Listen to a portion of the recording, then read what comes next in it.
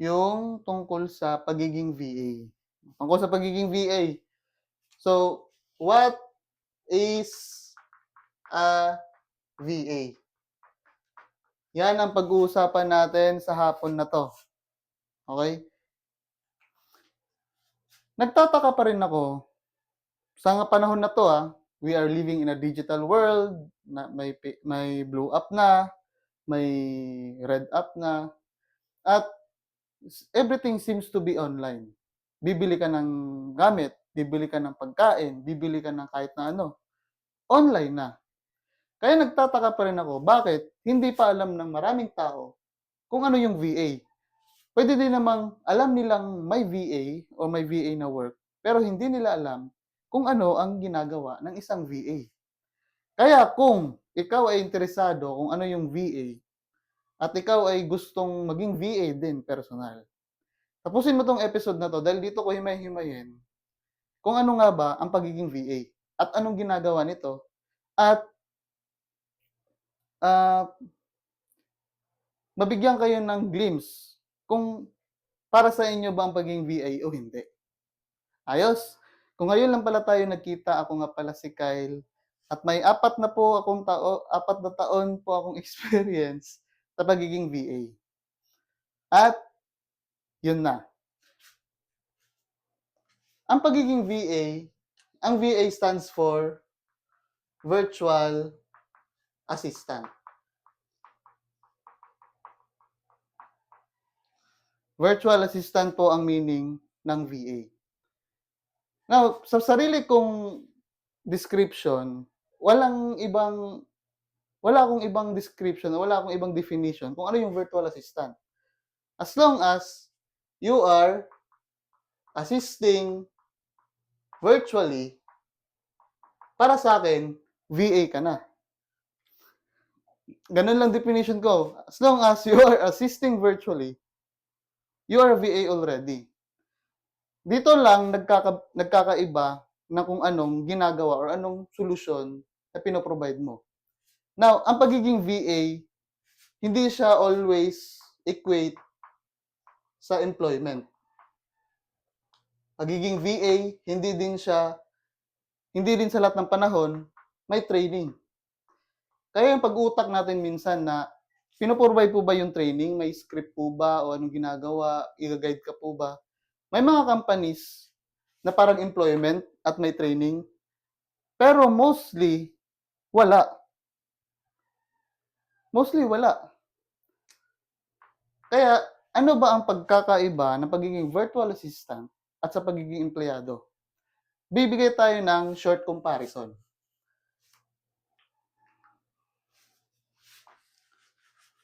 Magsimula tayo sa mindset. Simula tayo sa mindset. May dalawang definition o may dalawang positioning sa pagiging VA. May tinatawag na self-employed at employee.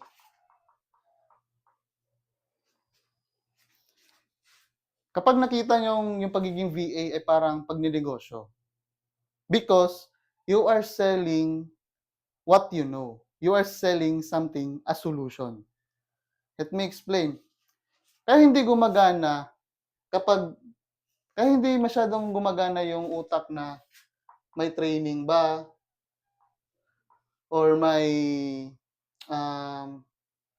fix ba yung rate. Depende. Kasi mostly kapag VA, you should be the one providing the solution. Business owner ka talaga. Parang ikaw talaga yung nagpo-provide ng solution. For example, tumutulong ako sa mga negosyante or negosyo na i-manage yung social media nila para sila mas sumikat pa at pumaldo.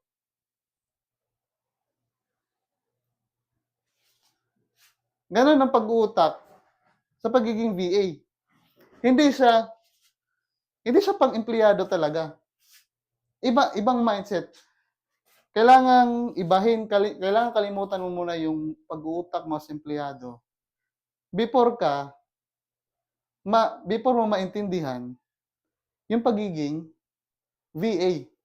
Kasi it's a different world, okey?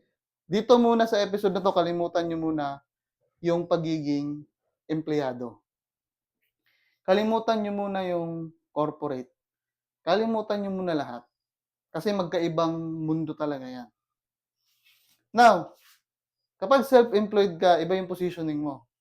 For example, alam mo yung sa employment kasi minsan dahil may training, may resources, kahit hindi ka magaling sa ginagawa mo, you can be trained, you can be taught. Puwede mo siyang matutunan at puwede kang i-train na kung sinong nakaatas na i-train ka diyan. Sa VA kasi, VA world, you are expected, majority, na you know what you do. You are an expert already. Kaya dun pa lang, baliktad na yung mundo natin. Kailangan niyong kalimutan kung ano yun. Kailangan niyong kalimutan kung ano yung VA, ay ano yung empleyado. Kasi talagang tingnan niyo na lang yung simple na representation ko. Magkaibang pag-utak talaga. Kaya ang una kong punto sa pagiging VA is what you can offer. What can you offer?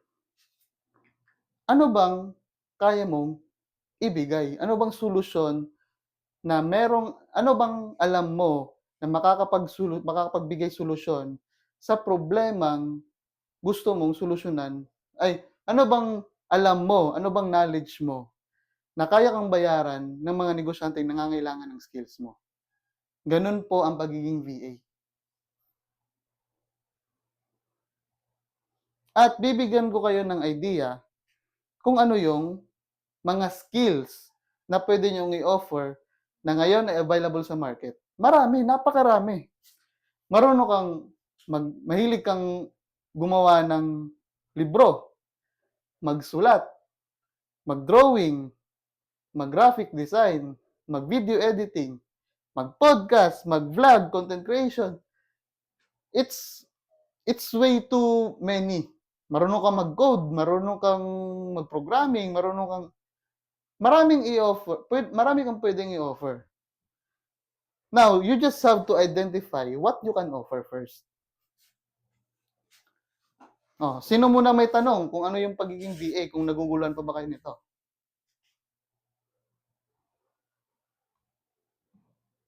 Oh, tanong muna. May tanong ba? Wala. Malinaw. So, pinakauna, VA is you assist virtually. Meaning, anywhere sa mundo, as long as you're working virtually. Nakakatawa, di ba? Napakasimple ng ano ko eh. Napakasimple ng definition ko sa VA. Assisting virtually, yun lang. Kasi ano ba meaning ng VA? Virtual assistant. So ano bang ginagawa ng isang VA? Assisting virtually. Na gusto kong ibigay sa inyo kung ano ang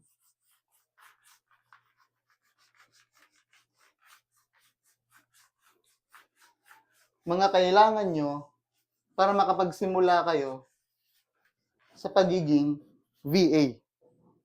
No? May dalawang klase na pwede mong maging kliyente. Dalawang klase. Iba, geographically, local, at international. Siyempre, when you are a VA, you can serve as well locally. Okay? For example, tayo naman ay nasa Pilipinas. You can serve Filipino. If you're living in US, you can serve as well your countrymen. No? Mga US people din, pwede mong mapagsilbihan. Now, basta anything local, wherever you are in the world, as long as you're somehow in the same country, you can, pwede mong maging client yan. Local category. Now, when we say international, if you're living in the Philippines, you can serve US citizens, no? Pwede ring mga Australian clients, Canadian, ano pa ba? United Kingdom, at any na mga first world country. Huwag niyo itong kalimutan na may dalawang klase kang pwedeng pagsilbihan kapag ikaw freelancer. May local at international. Now, himay-himayin natin kung anong mga skills na dapat mong ma-acquire para mapagsilbihan mo yung types ng kliyente na to. Let's first tackle the local. Ano bang mga kailangan para makapagsilbi ka ng local? Unang-una, ano kaya pwedeng i-offer kapag local yung maging kliyente mo? Siyempre,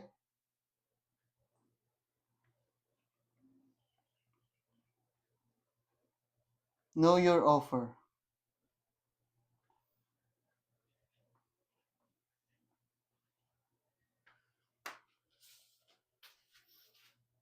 Siyempre, ano bang kaya mong i-solve? Marunong ka bang mag-video edit? Mag-edit ng podcast? Gumawa ng libro? Speaking of book, meron din tayong book, oh. I-search nyo na lang yung pangalan ko sa any browser. Tapos, dugtungan nyo lang ng book, lalabas din to. Marunong ka bang mag-content? Marunong ka bang mag-Facebook ads? No? Anything na marunong ka, anything that you can offer, anything na may value, pwede mo yang i-offer sa mga business owner locally. Example, marunong kang mag-Facebook ads, no? May knowledge ka sa Facebook ads, targeting, kaya mong magbenta ng kahit na ano or kaya mong mag-testing ng ads para magkaroon ng benta yung isang business. Now, ang hahanapin mo lang dyan locally is maghanap ka ng client na naghahanap ng Facebook ad specialist. At i-offer mo yung skills mo sa kanila. At para magka-kliyente ka, you should have a connection or network. Because you can sell, magsisimula kang magbenta sa skills na alam mo sa connection mo na or network mo na or kakilala mo na. Kasi they trust you, kilala ka na nila eh. It could be your tito na may business, tita na may business, your family business, o kung kanino mang naghahanap ng Facebook ad specialist sa lugar nyo, pwede mong i-offer yan sa kanila. Hindi ko kayo bibigyan ng tip na kapag alam mo na yung offer mo, dumiretso ka na sa mga platform kasi we're tackling yet sa local. Hindi ko kayo tuturuan ng cold calling. Boss, kailangan mo ba ng Facebook ad specialist? It doesn't work that way sa Pilipinas. Sa Pilipinas, dahil Pilipino tayo, we value relationship over business. Bakit ako makikipagkilala sa'yo? Bakit ako makikipagnegosyo sa'yo kung di naman kita kilala? Importante, when you are tackling or when you are pursuing pagiging VA sa local, kailangan marunong ka makipagrelasyon, makipagkaibigan, makipag-network, give value. Connection yan. Network. Di ba napakasimple? Siyempre, susunod na yan yung equipment, yung assets, etc. Kasi kapag may benta ka na, susunod na rin to. At the fact na may alam kang isang bagay, for example, marunong ka ng mag-Facebook ads or marunong ka ng mag-graphic design, bakit ka ba natutong mag-graphic design? Malaki tyansa may laptop ka, malaki tyansa may computer ka. So, siyempre, you start on what you have. Okay? Yung bonus dito, start kung anong meron ka. Start on what you have. Nangangalawang na akong magsalita, parang nauutal na ako.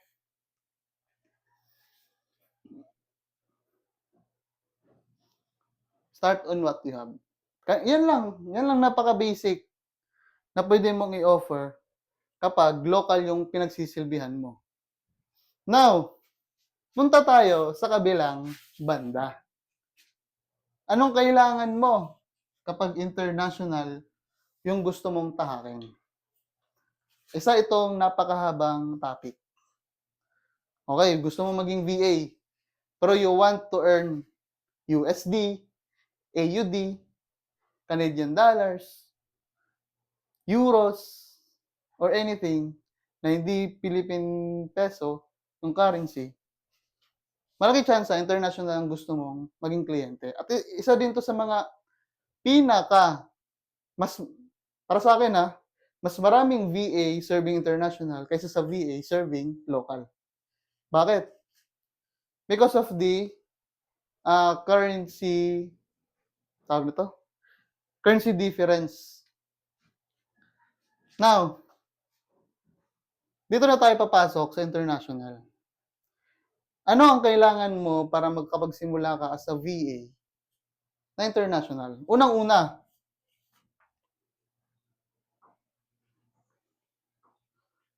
pili ka muna isang country.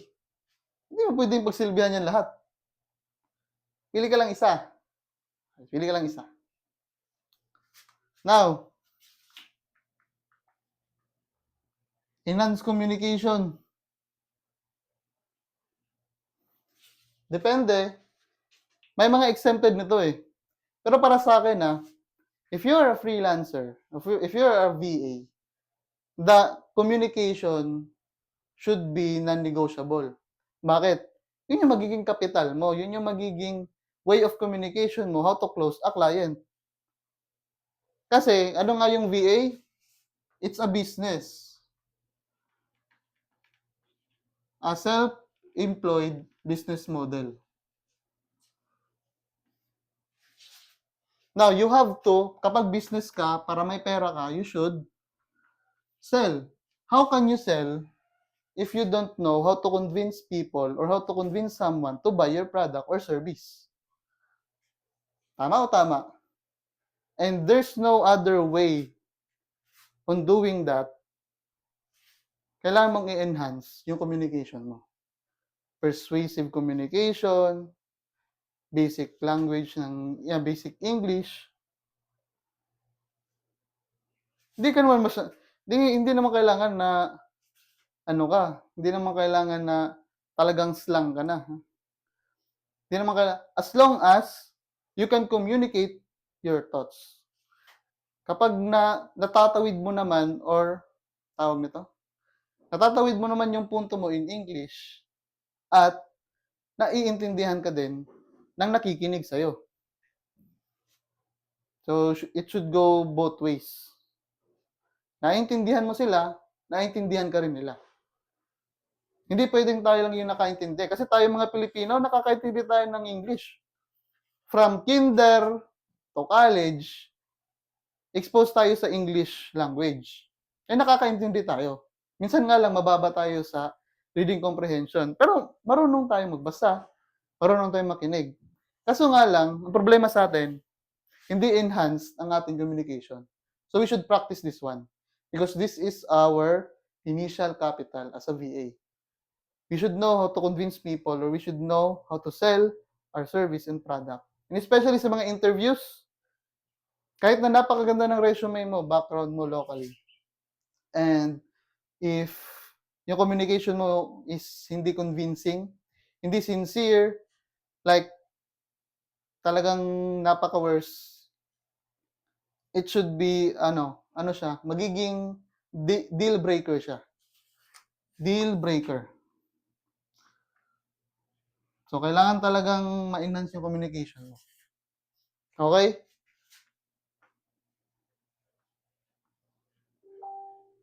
Ano yung third? Ang third ay skills. Ano po yung skills?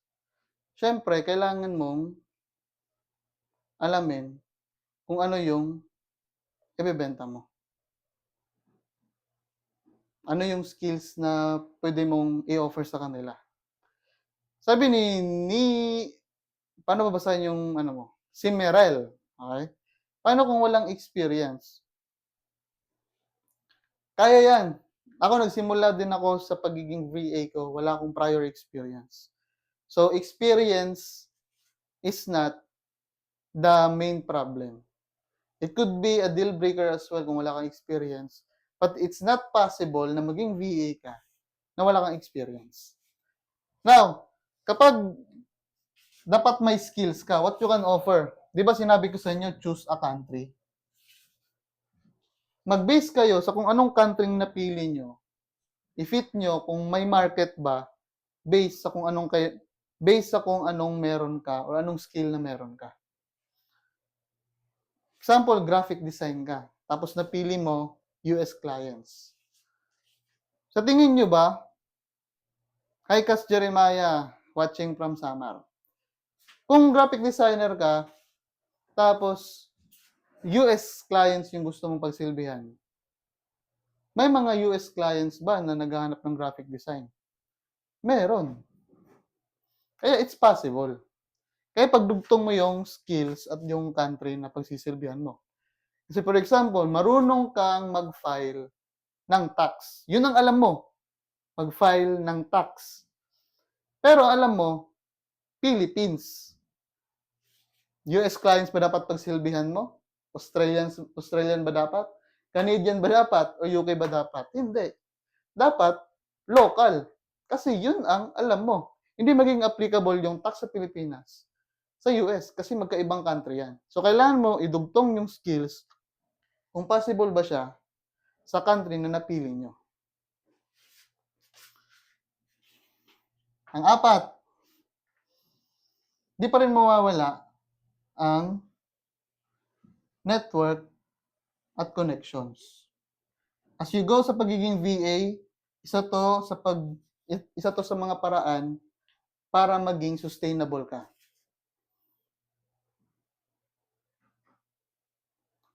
Isa to sa mga way para maging sustainable ka.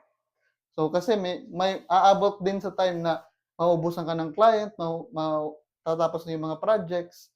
At isa sa mga way para magka-client ka is to get referral, to get recommendation. Now, it's way too impossible to have a referral if you don't have a network or connection.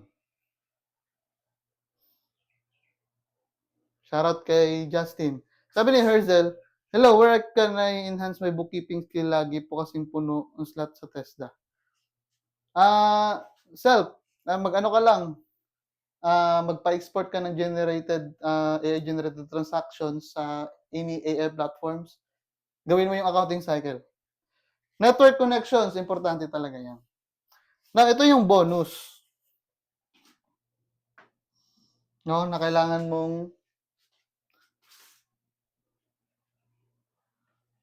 hindi to mandatory, pero napaka-powerful. Learn content. Matuto kayong mag-content. Hindi kailangan hybrid, hindi kailangan high-end, hindi kailangan super edited, hindi kailangan na sobra-sobrang parang Mr. Beast yung production. Pero bakit ko nasabing importante na pag VA ka, marunong ka mag-content? Sige, tatanungin ko kayo. Paano nyo nakilala ang mga coach na nakakausap nyo? Coach na pinagbilan nyo ng course. Coach na nagpapaturo kayo. Coach na mini-message nyo at yung mga taong nire-reach out nyo kapag magpapaturo kayo. Kanino? Di ba sa mga nagko-content? Because sa mga nagko-content, you trust them. You know, you know na ah, alam you know na alam nila ang ginagawa nila. And it goes as gumagana din 'to sa mga international clients. Bakit? Tatanungin ka, "What do you do?" No? "What are your hobbies?" Or, "What do you do outside work?" Kapag tinanong ka ng gano'n, ano kayang masasagot niyo? Dapat ang isasagot niyo do'n, it is something kung pagkakamali ginagawa niyo, "Nag-e-ML po ako. I love online games like Dota, Mobile Legends, basketball sports." It doesn't contribute sa credibility mo as someone na nag-a-apply ng trabaho. Ano connect kung mag-basketball ka tapos gusto nilang graphic design yung hinahanap nila? Alam niyo ba, if they ask something, "What do you do outside work?" or what do you do after work?" Sinusukat nila kung gaano ka ka-passionate sa ginagawa mo. Now, if you say so, "I do content, I talk about what I know, I teach people as well on how to navigate Adobe, Canva, teach them accounting, video editing, because I'm very passionate on what I do." Hired agad. Bakit? Nakadagdag credibility sa'yo. Ako nga kung tinatanong ako ng ganyan, matik, content creation. Just search my full name and it will appear all over the internet. And I also write book. Hired agad.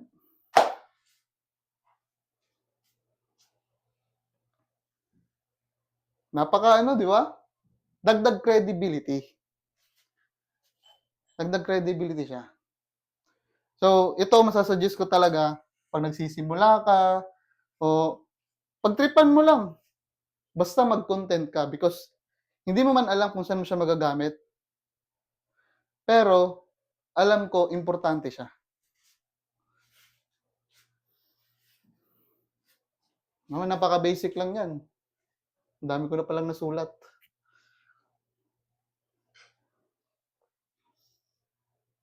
Gano'n lang po kasimple ang pagiging VA. Gano'n po kasimple. Napag-usapan natin ano yung mga possible equipment na gagamitin nyo or pwede nyong gamitin o pwede nyong bilhin para maging VA kayo. Okay? Non-negotiable talaga, no? Kapag gusto nyo maging VA, laptop or PC. Ito din yung specs na gusto kong i-highlight. Ano bang specs na bagay pang VA? Pwede na yung 8 gigabyte na RAM, pero it's not for long term. Ang masasuggest ko,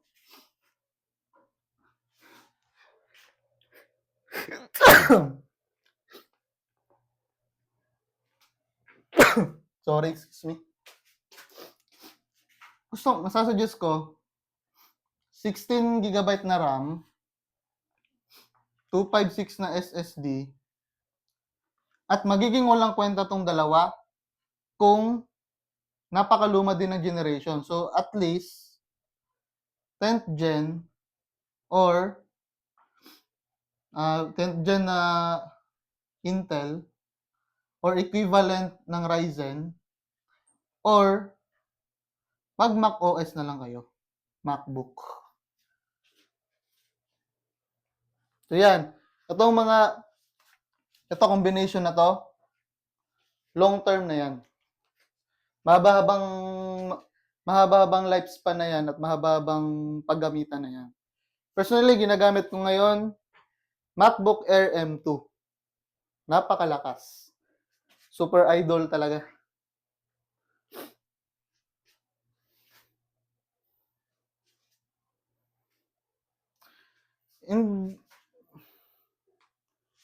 Hindi.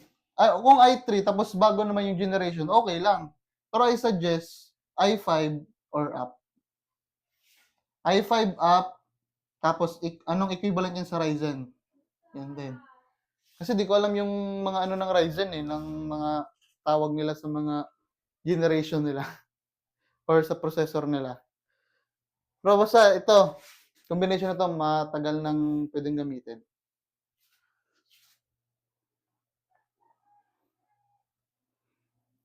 Okay.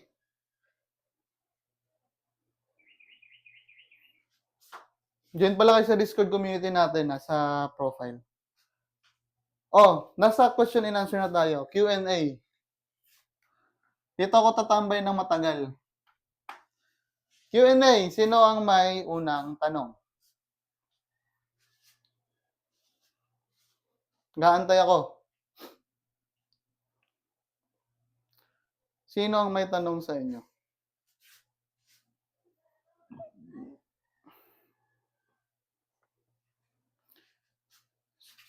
Kahit hindi nyo natanong, ang skill ko po sa pagiging VA ay bookkeeper. US based. Yan po yung ginagawa ko personally. So US po yung mga kliyente ko. So nag-i-English ako. Mostly siguro saan maganda mag-apply? Okay, may unang tanong na tayo. Mostly, saan maganda mag-apply? Mag-apply. Ang nagtanong ay si Maku. Okay, sabi ni Maku, susulat ko yung mga pangalan niya dito para ma-shoutout ko kayo. Sabi ni Maku, mostly saan maganda mag-apply? Depende sa skill or sa kliyente gusto mo pagsilbihan.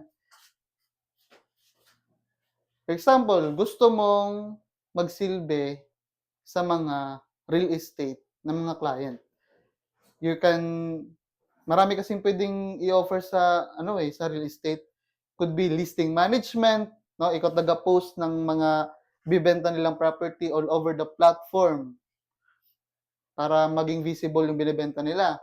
Pwede din cold calling, no?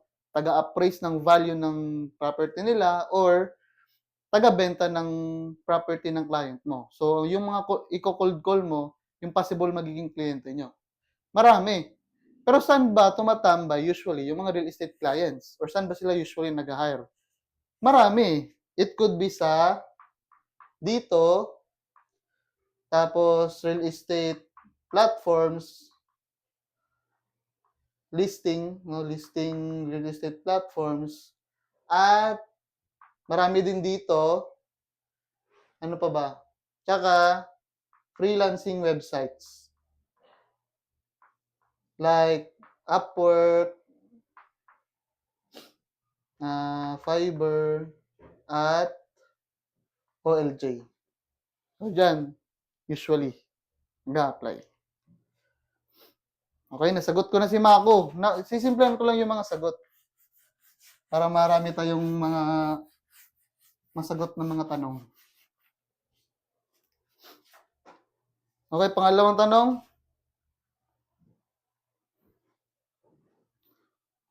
Ano po ginagawa ng bookkeeper specifically? Okay?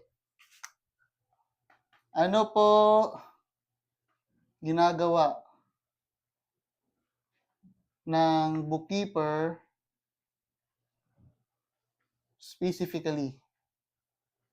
Shoutout kay Meldy Bell. Okay? Ano daw po ginagawa ng isang bookkeeper? Bibigyan ko kayo ng example. Ang lahat ng business, may tinatawag yang transactions. At yung mga transactions na yan, iba-iba din. Transactions ng sales. Diba? Kapag nakabenta ka, transaction din yan. Gumastos ka, yung business gumastos. Transaction din yan. Nag-purchase. transaction din yan. In any way, at nag-loan, umutang kayo. In any way, na lahat ng business transactions na may equivalent na pera, nire-record dapat yan. Nire-record or dino-document. So, nire-record at dino-document namin yan para ma-convert siya ng financial statements for reporting. So, basically, ang ginagawa ng isang bookkeeper, ang process ng pagre-record at pagdo-document at pagka-categorize ng transactions at pagpe-prepare ng mga FS ay tinatawag na bookkeeping. At ang gumagawa ng bookkeeping ay bookkeeper. At iba pa yung tax. Never tagagawa ng tax ang bookkeeper. Taga-alalay lang. At saan nagre-report ang bookkeeper? Sa accountant. So, ang accountant ang nag-a-analyze ng reports at somehow nag-audit din paminsan-minsan. At yan yung reporting person ng bookkeeper. At sana nasagot ko kung ano ang ginagawa ng isang bookkeeper. Okay, proceed na tayo. Thank you, Meldy Bell, sa tanong mo.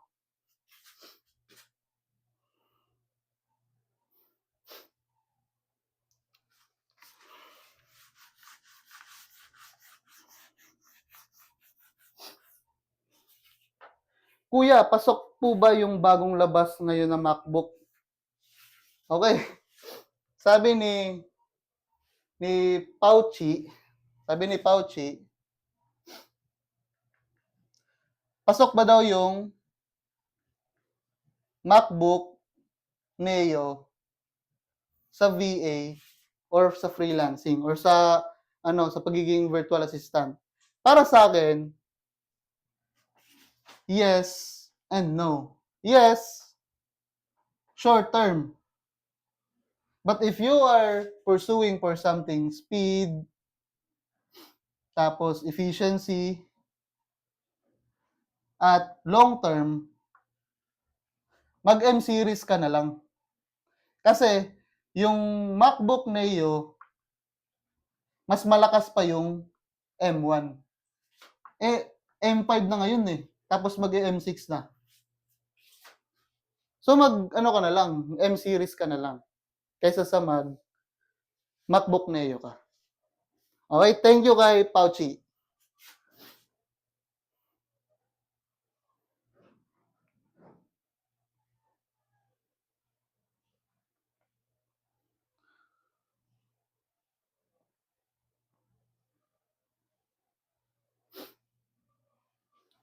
Okay, next question. Yung nagko-comment na tatlong tuldok na nagtatanong about net sale at COGS, anong pangalan mo?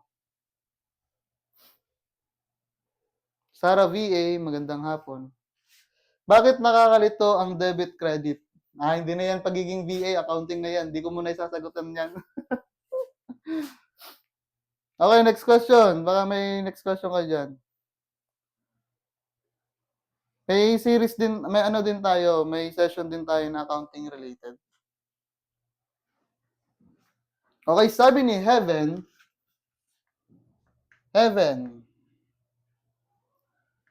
tools used for bookkeeping. Okay, magandang tanong at maraming salamat, Heaven, sa katanungan na yan. Ang unang ginagamit is accounting software. Okay? Ito yung pinaka-database ng lahat ng transaksyon ng isang business, accounting software. It could be an Excel, it could be a app, could be a website. Pero sa akin, sa US, usually ginagamit nila is QuickBooks Online. QuickBooks Online. Ano pang ibang ginagamit? Magiging best friend mo to. Microsoft Excel. So, ginagamit na function dito, VLOOKUP, pivot tables, SUMIF, at XLOOKUP din. Yan, magagamit mo yan kapag Excel. Now, task management din. So, task management, ginagamit nyo sa task management, possible ClickUp or Monday.com.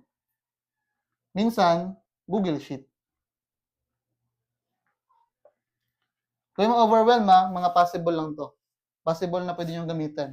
Pwede kasing accounting software lang, pwedeng Excel lang, o pwede combination ng lahat-lahat. Ano yung pang-apat? Operation management software. Ano yung operation management software? Para siyang ginagamit ng operations na software. Ito yung, hindi siya accounting, para siyang, pwede siyang project management, or kahit na ano. Basta ang operation management, nakadugtong dapat yan sa accounting software. For example, dati kasi, napunta din ako sa isang industry ng transportation. Ang operation management software ng transportation ay tinatawag na TMS, Transportation Management System. So lahat dito dito yung dispatch, mga truck info, driver info, basta pang operations. Depende sa industry, iba-iba ang operation management software. Sa real estate, kapag collecting payments, may rent ready. Ano pa ba yung mga industry na meron ako? Sa construction, may tinatawag tayong, nakalimutan ko. Basta marami kasi yan eh. Basta, yan yung mga possible na mga tools na gagamitin ng isang bookkeeper.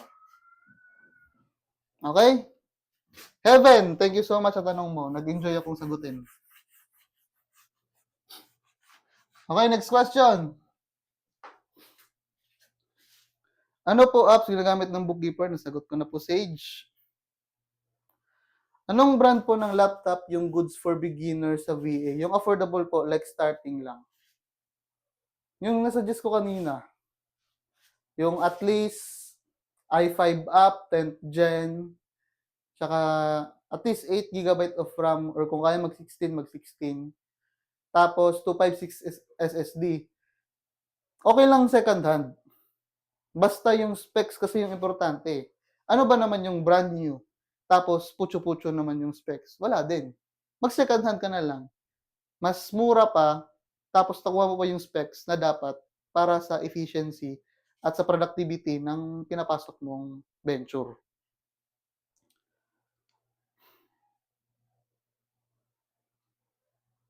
Na-overwhelm si Heaven. Pasensya na, pero yun talaga yung ginagamit eh. Pero hindi mo naman kailangan malaman lahat. Ang importante lang doon, accounting software. Sa video editing, saan pwede mag-apply US base? Okay, kay Kas Jeremiah, tanong niya,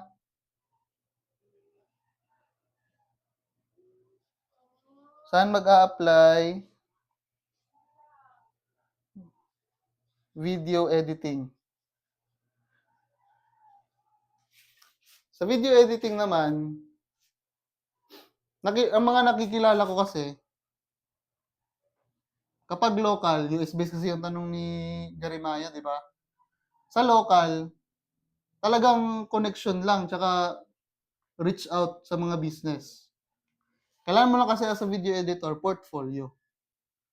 Kahit wala kang website, kahit wala ka lahat, basta, sir, kaya ko lahat ng mga gagawin nyo, pang wedding, pang ganyan. Depende kasi yan. Na kapag US base, sobrang dami niyan dito. Hindi ko pwedeng sabihin eh. Pero ito. At saka sa ah, dito din. Tapos sa mga freelancing platforms na like OLJ at Upwork. Na ano ba ang pwedeng pagsilbihan o ano bang pwedeng mga kliyente ang mga pwe na pwedeng i-reach out mo kapag ikaw ay video editor? Marami. Coordinators, event organizer, digital marketing agency, tapos ano pa ba? Ah, creative agency. Pwede ring marami. Kapag video editor ka, nandito kasi talaga yan, no? Portfolio kasi nila to. Yung IG, portfolio nila yan. Kaya marami kang mare-reach out niyan. Tapos, sendan mo lang na portfolio. Tapos, pitch ka lang konti. Diyan yung marami. Maraming salamat, Kas Jeremiah.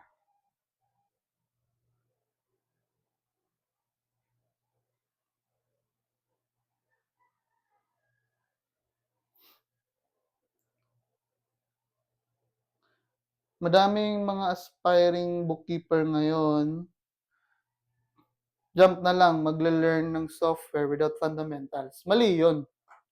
Sa libro ko, Freelance Bookkeeper Real Talk, dito ko kinuwento kung ano yung dapat pagkakasunod-sunod ng dapat mong gawin. Ito yung chapters and pages niya, no?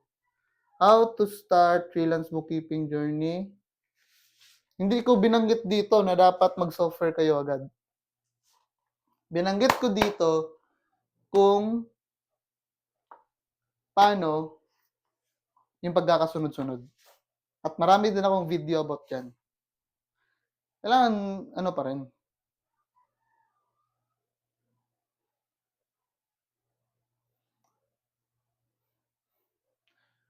Empress, up po ba yung LinkedIn and OLJ? I think I could say it's more like a website.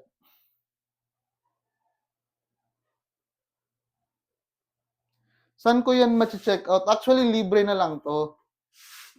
Libre na lang po ito.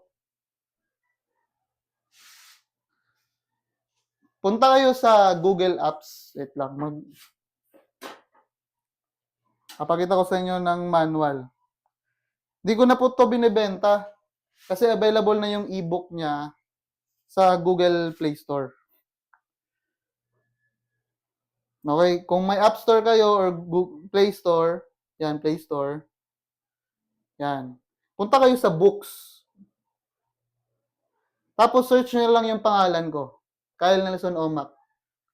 Yan. Freelance Bookkeeper Real Talk at saka Do It Anyway. At saka meron akong upcoming ebook din na mapapublish, I think, sa Makalawa. Sa political book. Pero ito, Freelance Bookkeeper Real Talk is about sa freelance bookkeeping. At saka yung Do It Anyway is about execution. Kung nagdadalawang isip ka, kung nahihirapan ka magdesisyon sa buhay mo, Do It Anyway ang para sa iyong libro.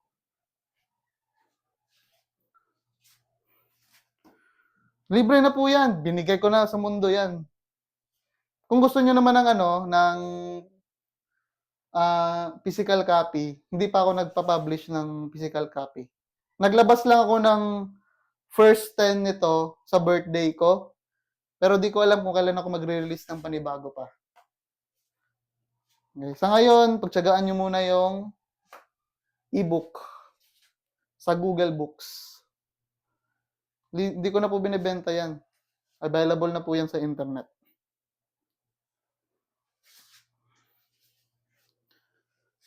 No problem, no problem. Ano po search sa Google Play? Pagpupunta po kasi kayo sa Play Store, dito kayo mapupunta sa games. Now, may nakalagay dito sa baba na books. Books. Books. Yan, books.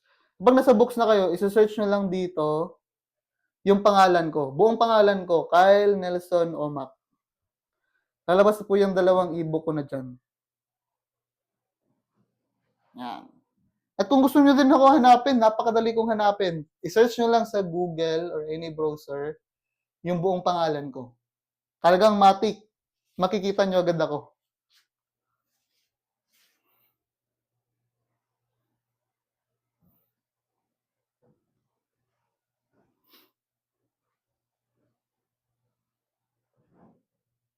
Oh, sino pa ang may tanong?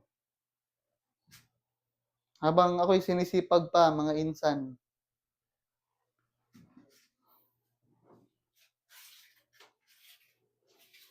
Kailan po kayo magla-live ulit? Pasensya po, yung live ko kasi gana-gana eh.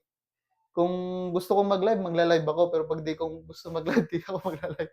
Wala po akong wala po akong fix na araw or fix na day na nagla-live. Ah, trip ko lang po talaga. Kung trip ko lang. Sabi ni Stella, ang galing niyo naman po, professor po ba kayo? Hindi po, glory to God. Maraming salamat po sa compliment. Hindi po, estudyante nga po ako ngayon eh. May 4 na taon lang ako sa pagiging VA. Kasi sinishare ko lang. Pero, papunta din tayo dyan. Magiging professor din tayo. Isa din yan sa mga pangarap ko. Maging teacher, maging professor, instructor. Maging ganyan din ako. Sa ngayon, kayo muna tuturuan ko. At, hello po, ask ko lang po, nag-corporate kayo. Anong new software po ginamit nyo? Yung sa book nyo po. So binasa mo na yung book ko. Thank you so much. Meldy Bell, maraming salamat po.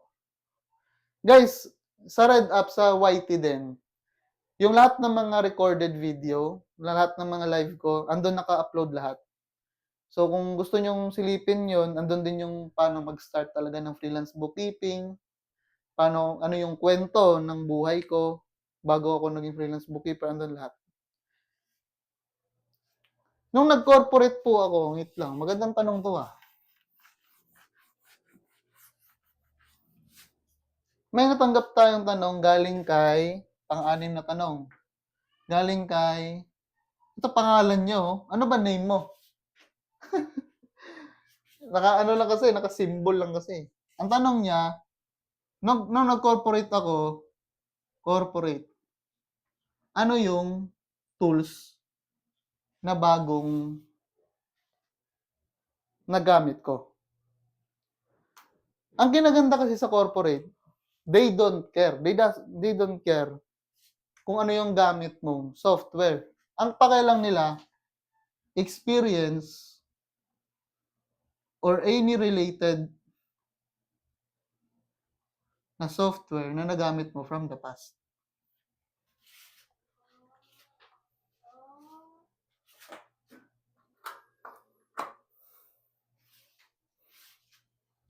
Nawala yung ano.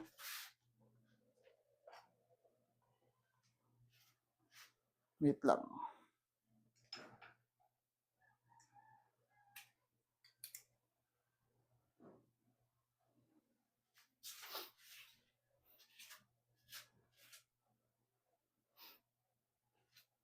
So, pero ito po yung mga ano, na mga tools na nagamit ko dati.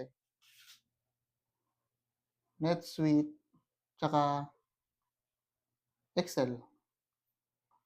Yan lang. Kasi kapag corporate, ano pa ba? May bukod sa Excel, meron pa ba iba? Hey.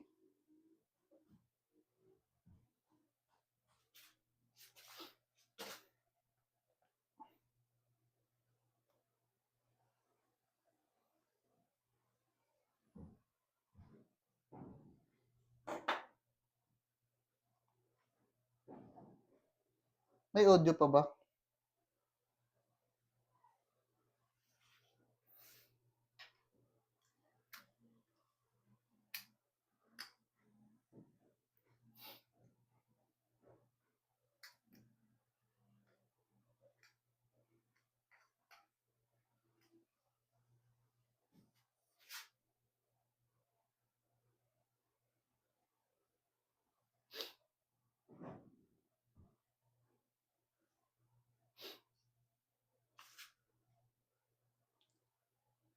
Meron. Naririnig pa ba ako?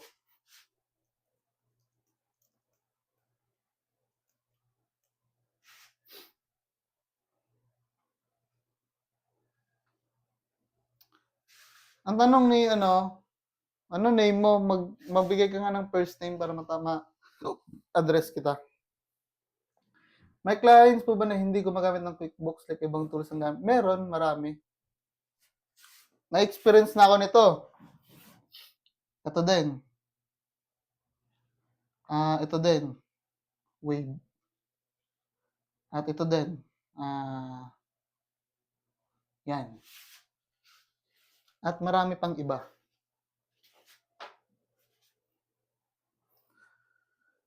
Sally, US bookkeeper. As someone na baguhan pa lang, pero trained naman sa bookkeeping at QuickBooks Online, ano pong industry ang maganda? Magandang tanong. Okay, Sally.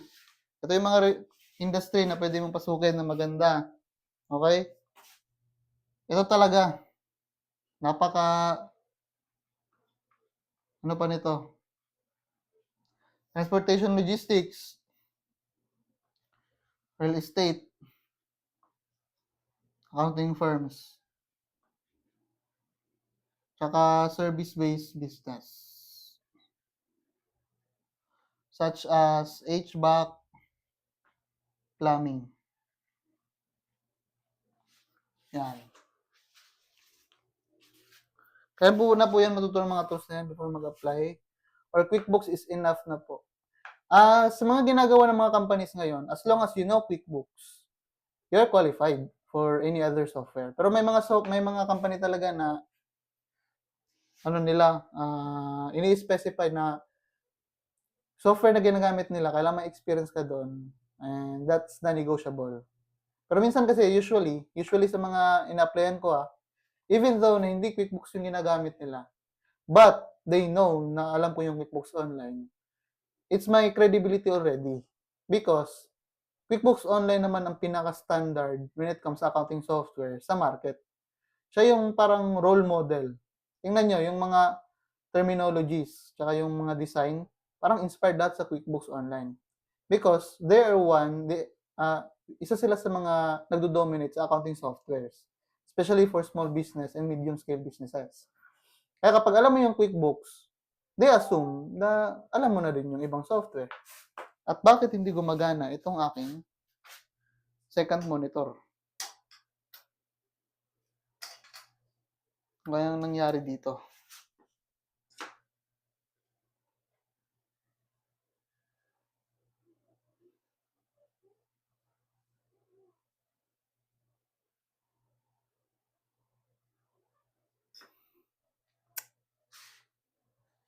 Ano nangyari dito, man?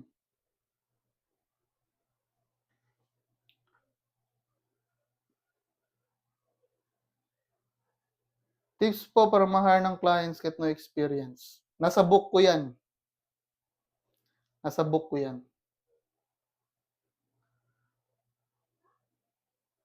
Basahin nyo kasi yung book ko kasi di kasi nagbabasa eh. Nakakatampo naman kayo eh.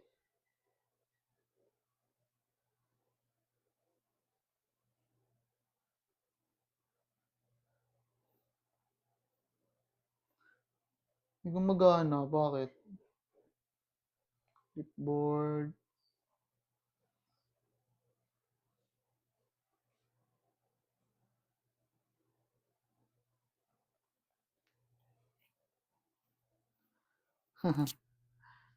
May class training po kayo? Wala po. Random live lang po talaga yung ginagawa ko. Gusto nyo bang magklase tayo?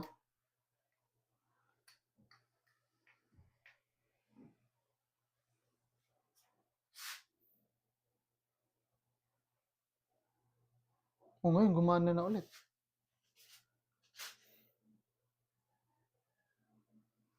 Okay.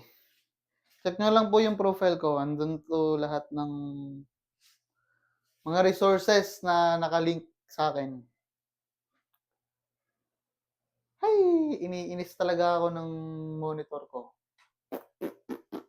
Bakit kaya?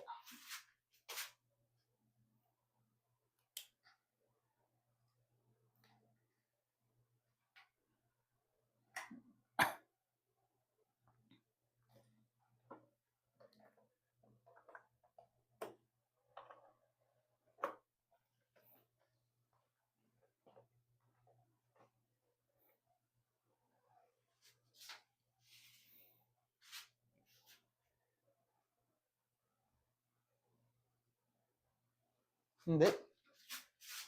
Hindi dumitek.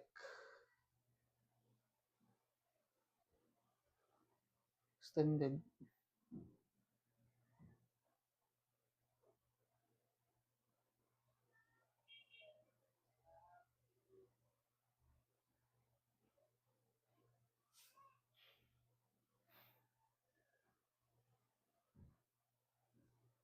Wala naman.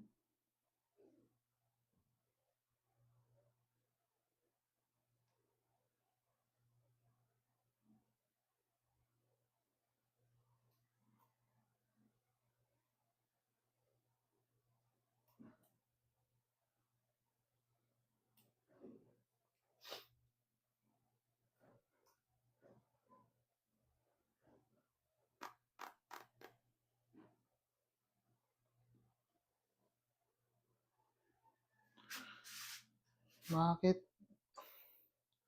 Bakit ngayon ka pa naging ganito?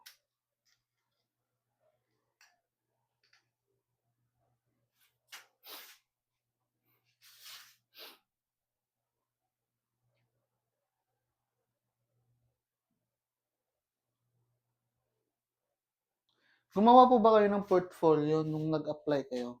Yes, meron. Actually, nasa LinkedIn ko yung mga bopols ko na mga portfolio eh.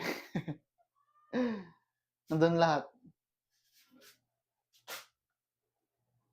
Yung pang baby na portfolio.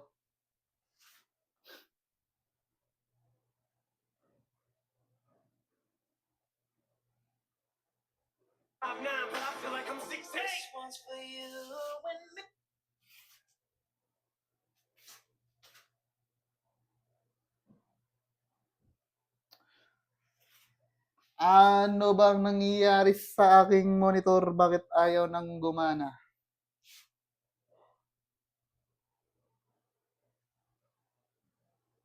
Enough na po ba self-review sa YT about QuickBooks or recommend niyo po ba mag-take ng course? Kung may pera, why not mag-take?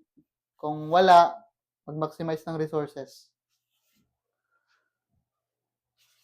Noel Nepomuceno, paano po basahin yung surname niya? Yes po, marami pong hiring ngayon bookkeeper. Ano na lang doon, paano tayo ma-hire?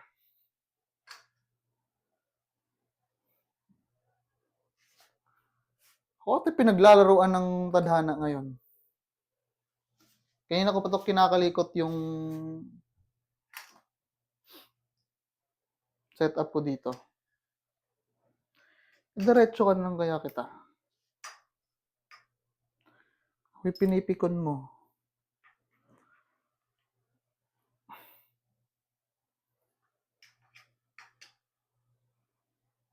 Ayaw pa rin? Lala mo guys. Lala mo guys. Ayaw mo gumana. Huwag na nga lang. Okay, dito na magtatapos ang ating live ngayon at maraming salamat sa pagtambay nyo dito sa ating live.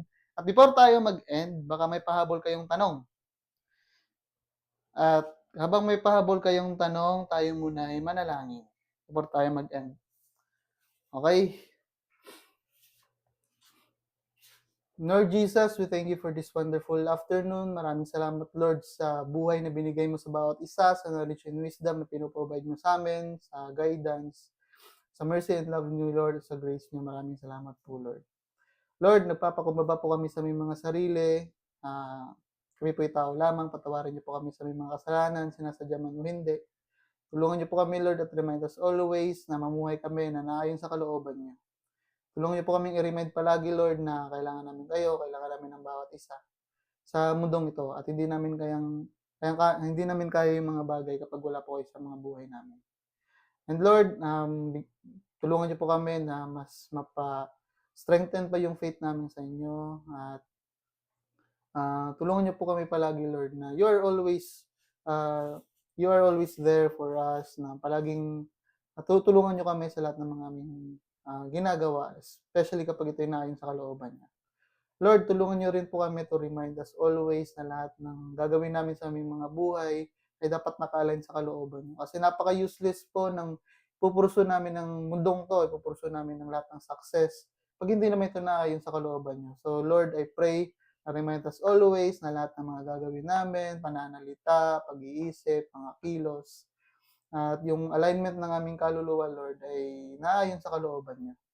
And Lord, I pray sa lahat ng mga aspiring na mga VA, aspiring freelance bookkeepers, virtual bookkeepers, na ikaw po ay magbigay sa kanila ng knowledge and wisdom, magbigay po sa kanila ng opportunity para po sila ay maging capable at maging handa na po sila sa magiging real world experience sa pagiging VA, Lord Jesus. And Lord, I pray sa mga handa na rin, na equip na, at ready to deploy na maging VA, bookkeeper, or VA in general. I pray, Lord, na bigyan niyo po sila ng opportunity, bigyan niyo po sila ng client, para po ay makapagbigay sila ng opportunity sa kanilang mga sarili at makatulong sa kanilang mga pamilya at sa mga taong nasa paligid nila. Lord, maraming salamat sa buhay na may community, sa buhay na may buhay na maraming kaibigan, buhay na natututo sa bawat isa. Maraming salamat, Lord, sa buhay na masaya, sa buhay na may pangarap, sa buhay na may mga kaibigan, sa buhay na nagmamahalan. Lahat ng ito'y binabalik namin sa iyong pangalan na si Jesus. We love you, Lord, and we give you back glory and honor. In Jesus' name we pray. Amen. Maraming salamat po sa lahat ng tumambay at God bless you. Maraming salamat po talaga. I appreciate your time. Message lang po kayo kung may mga katanungan kayo or join kayo sa ating Discord community. God loves you. I love you. Maraming salamat at see you sa next nating live. Bye-bye.